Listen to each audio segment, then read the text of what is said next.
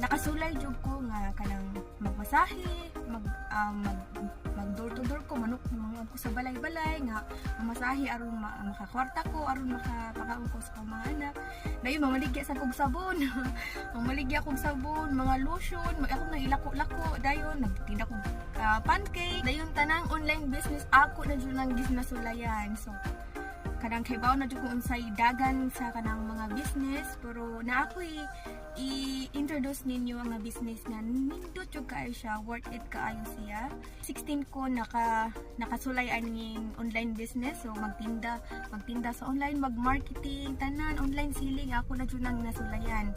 So dito na di ko encounter nga maayo man di ay kasi naara ka sa imong kaugalingong balay, kauban nimo imong mga anak, imo silang matiman, mahatod sa eskwelahan, lutuan nimo silang pagkaon, imo silang mahagwa, magitik nimo sila kung kanos sila, pwede nimo silang